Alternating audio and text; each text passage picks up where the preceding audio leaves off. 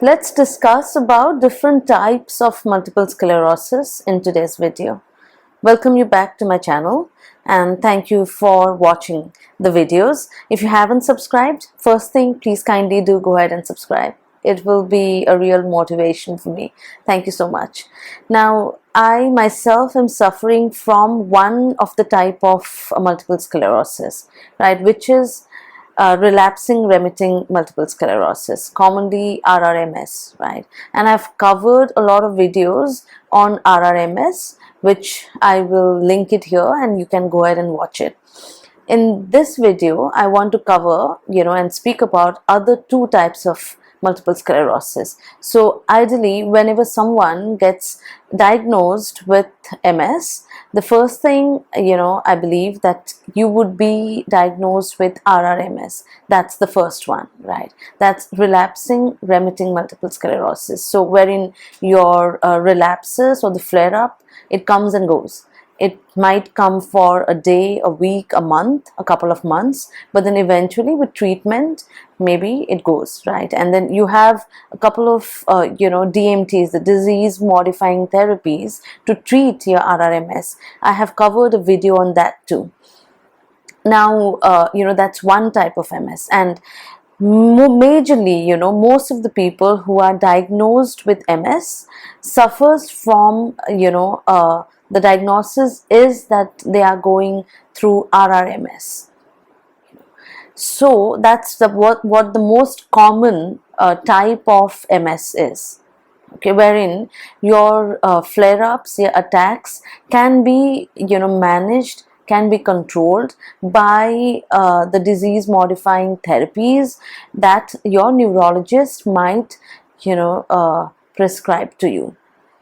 And then the other form, other type of MS is secondary progressive MS.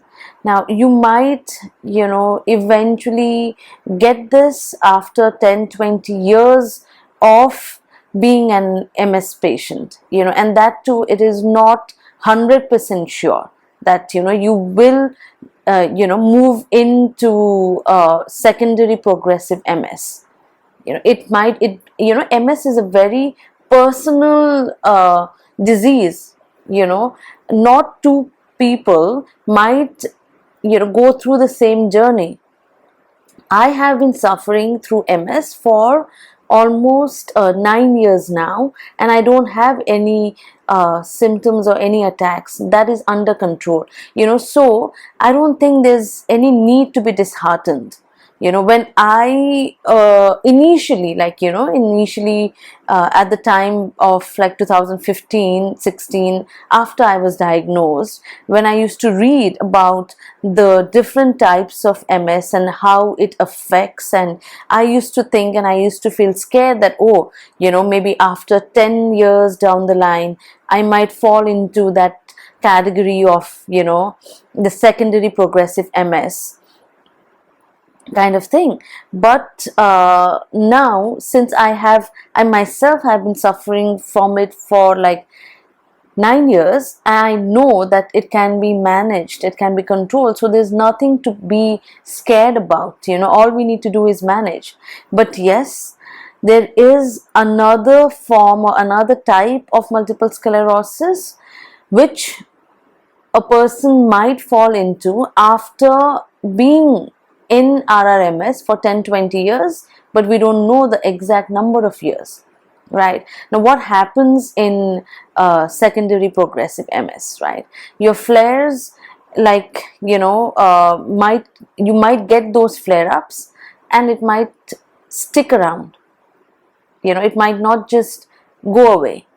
Unlike RRMS, right? In RRMS, you would get those attacks and it would just go away, right? But when you move into the other type of MS, which is mainly the secondary progressive MS, those attacks, those flare-ups, it does not go away. It's hard to treat, and it might bring in some kind of a disability, because those attacks are now consistent. So the point here is, we should do our level best to not fall into that particular category. We should do our level best to treat our MS and remain as an RRMS patient. That's what our main focus should be. Now, the third and the worst type of MS is progressive primary, multiple sclerosis, or primary progressive. That's PPMS, it's commonly known as, So that's the highest level, and here if you reach to this particular point, then mainly people are, they become disabled. Okay, so the attacks are definitely constant, and it remains with you, right? And this is the worst form of MS, and only 10% of people fall under this particular category, but yes, they do. Now again, we don't know the time frame. We don't have that bell curve, like someone gets into RRMS in year 1 and it might take 10 years to get into the other level, and then the other level. No, it's not like that. When I was very scared, I remember asking my doctor, does everyone land in a wheelchair? To which he looked at me and he replied, no, not necessary.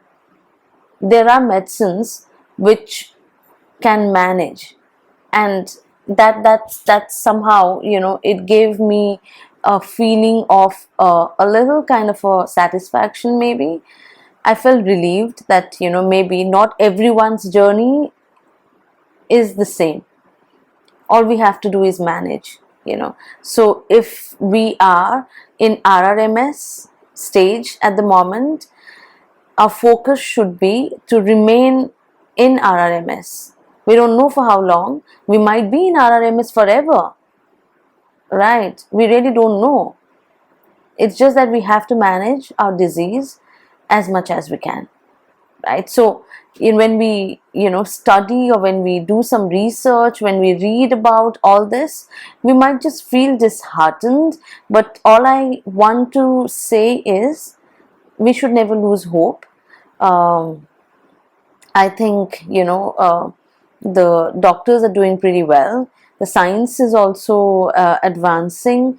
So hopefully, in the coming years, we might see some more effective drugs, more effective treatments, which might be, available for MS. And who knows? I mean, we might just be, better. Never lose hope, right? That's what I would say. So yeah, I hope this video helps. Thank you so much for watching, guys. Take care. Bye bye.